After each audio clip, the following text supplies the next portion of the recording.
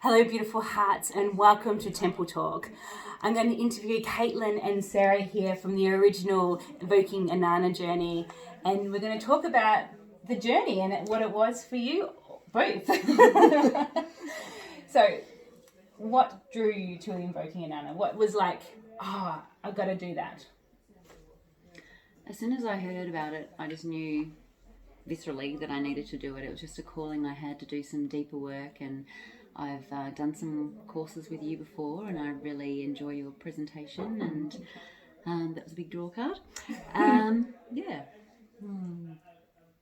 And same, I'm really drawn to your work, Yvonne, and I've done things with you before. And also, I think the last couple of years, I've been through quite a lot of looking at and working on my own stuff.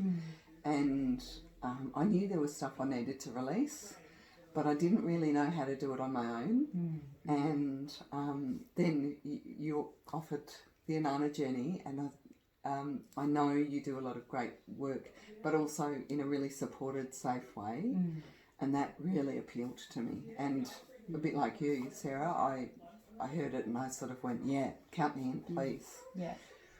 Beautiful. So we know, like, invoking, like, Inanna, the Inanna story is like this ancient myth, and Inanna goes into the underworld to meet her dark goddess sister. So it is the shadow works. You know, what can you say to those people who are going, Inanna, the underworld, the dark goddess, seems really scary and edgy. What was it for you that just went, actually, that's where I need to go? Certainly for me it was having done an Inanna journey before. Yeah, with the School of Shamanic Womancraft. Yeah. As part of the 4 Seasons journey. Yeah. I knew that the process and the stepping out and the Inanna myth is a really safe place and a safe structure to start looking at your edges and what it is, reevaluating what it is that you want to keep and what do you need to release in order to move on to the next stage of your life. Yeah. And also in order to invite in change and transformation. And I loved that you spread it out over time, the drip of each week, sort of attending to it, allowing it to land, also coming back into circle and talking about what it is that you've discovered over that week and how things are different and how things are the same, or what next level is there. And I suppose the difference for me between doing it myself and doing it with you and with all of the people in the circle has been that I'm learning also from other people's journeys and other people's experiences, and they always invariably relate to mine in some way or another. The circle of shaman. My sister speaks for me. Yeah, I think if you're curious, go for it, because our shadow lives within us all the time. We are yin and yang, night and day, dark and light. The work is there, it's waiting for you, and for me it was like, I just need to seize this now. I need to do this, and again, in a safe, supported environment. The myth really appealed to me because it was structured, and I felt like I went in, it was all about Inanna, but then when I was down there it was about Arishka Gal, and then just seeing how they were one and the same, two sides of a coin. I just think it's just really great work to do, to be with sisters and a supported community to do the work that will essentially heal you and help you to take that out into the world to help others. Absolutely, and because in our culture we're being taught to fear these dark, shadowy spaces, I just feel that structure, that this story. So Inanna is one of the most intact ancient mythologies that does journey through the underworld, and it does come out into the light. And so with that mapping of the ancient myth, providing that structure to go into those edgy places, you know, it's such a great, you know, safety net, you know, to carry us through. And when we're doing it in a group and a community, it just makes it just so held, I think. And you bounce off each other too. What really struck me was how everybody's journey was different, but the message and the learnings were quite often the same.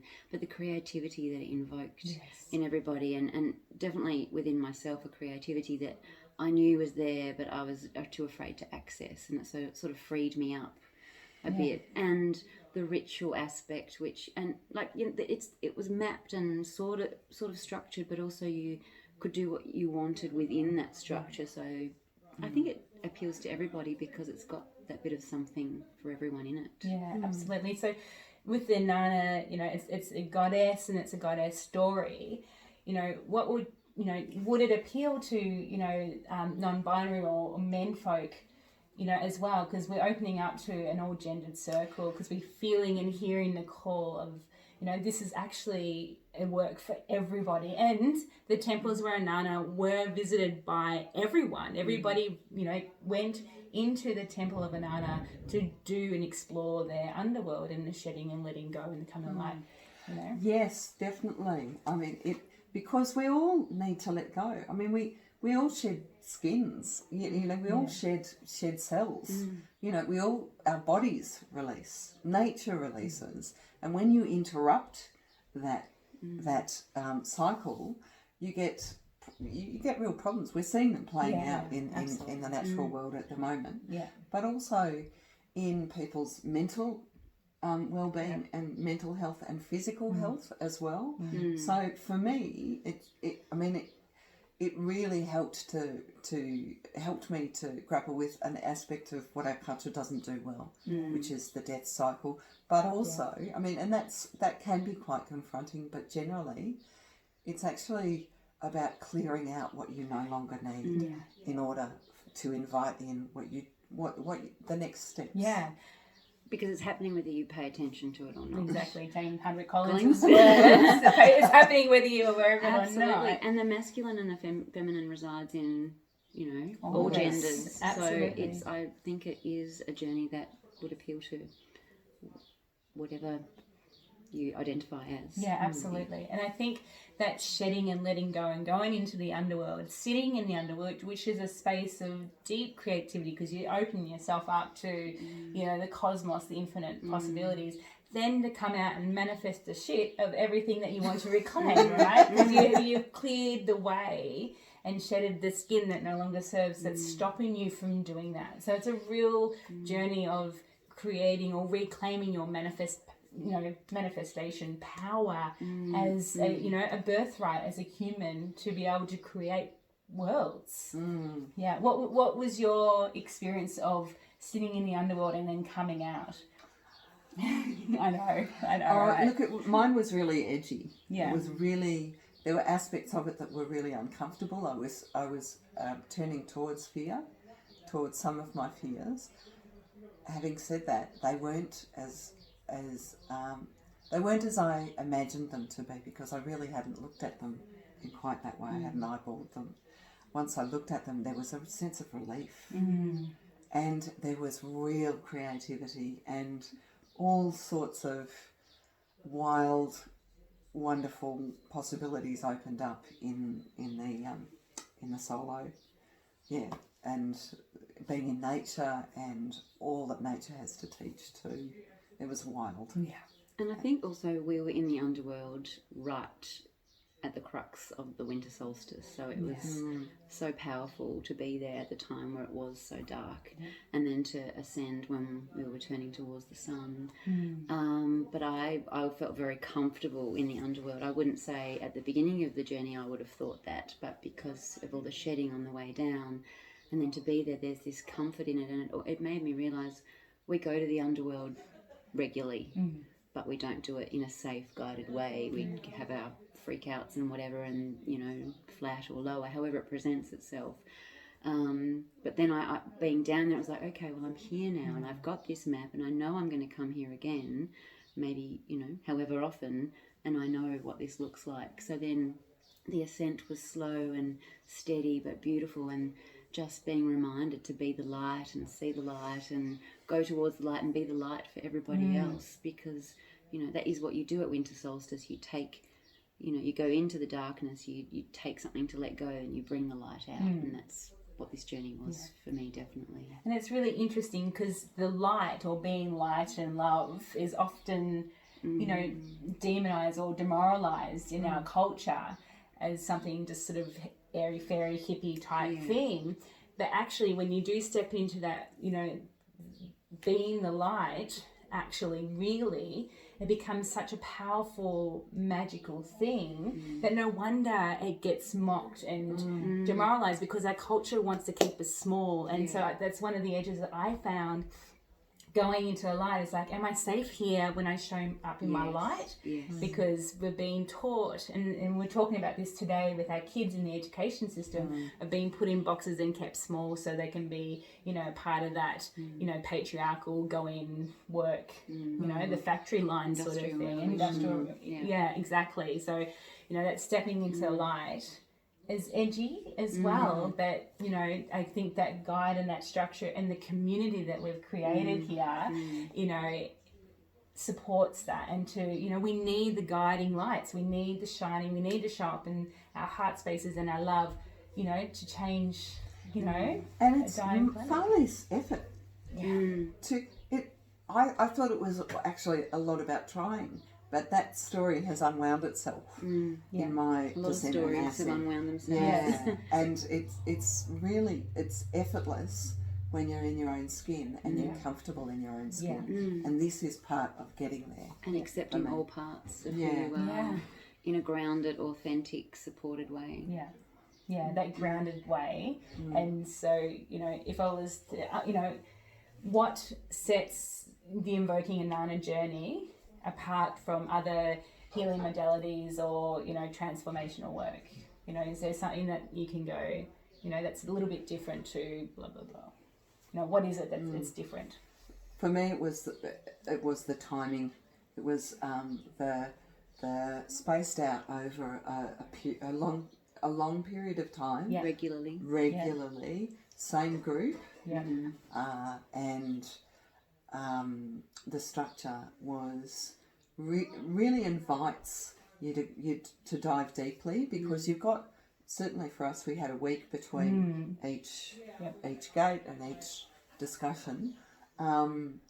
It invites reflection, and it invites that deep listening, not just to other people in the circle, but to where it shows up in your life over that next week.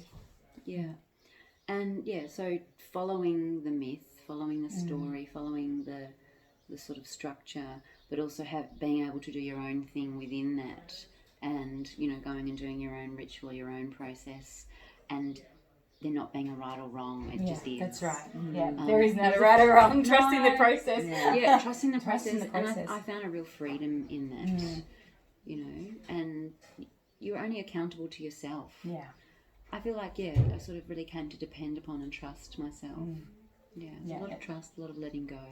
And a lot of confidence. Like I've come out away from it feeling far more confident in the process of death and the process of, you know, rebirth, of ascent, but also of articulating my, you know, your needs, my needs, and also what's going on for me, and being able to really hear that in other people as well. I'm seeing that reflected back in my family as well, you know, because I'm now able to speak my truth and my needs. They're doing the same thing back, which can be confronting at first, I'll be honest, but then I'm really grateful. Wow, that's really great that we can speak like this and have this authentic connection. And authenticity, and in contrast, areas where that's really not happening. So it shows up the things where the gaps are, so you can see it. So I think, you know, it's initiation process, because it is initiation process to have that death sit in the underworld of every, you know, and be rebirthed. And what was I going to say? I've lost my train of thought. What were you saying? The process of, you know, the contrast. The contrast. Oh yeah, because you've shedded and cleared, you actually have this clarity that comes with been rebirthed into something new. Yeah. It's very So empowering. it is very empowering. And interestingly, when I went back into situations where I wasn't being myself, it's excruciating. Yeah. You know, it's kind of, no, that is an old me that I've shed. You know, Yeah. which I guess, getting back to your question about how's it different from other, it feels like it's really embedded. Yes. And I've done other workshops and other modalities, but because they've been over a relatively short period of time, I don't think they've really taken in the way that this process has taken for me. Well, whoever they are, say it takes 21 days to create a new habit. I was going to say. We've done this over this period of time, and we still now check in once a month together because we love each other. Yeah. True. We do. I think, like you're saying, you embody it. Yeah. Yeah, and then we've always, there is teaching elements throughout the whole process. And I think one of the weeks early on, we talk about creating new neuron pathways and how the brain needs that time of integration and repetitive integration to actually carve new pathways. Like you start off bush bashing through the wilds, and then, if you do it often enough, there is a path that you're creating these new ways of being, and then it just becomes so solid in your being because you've created these amazing new neuron pathways in the brain. Yeah. Definitely. And in saying that, I think for me, the changes or the transformation or the integration has been steady and subtle rather than done big bang thing, which is great. That's an easier, safer way. And gentler. Gentle. Yeah. With grace. With grace. And I think, that those big bang shake-ups can really rock you and just almost send you back. Yeah. Well, if it swings one way, it can easily go back the other. Absolutely. And also the practice time, the reflection time between times has been gold. Which allows for the deeper, dive into, whatever you're letting go of or reclaiming. You can really allow that time to sit in it and watch what rises around you and the magic that's created and stirred up. When you actually make that intention, okay, I'm going to reclaim sovereignty. What happens in that week in between is pure magic because it's all connected to whatever you're reclaiming. And the magic is very tangible.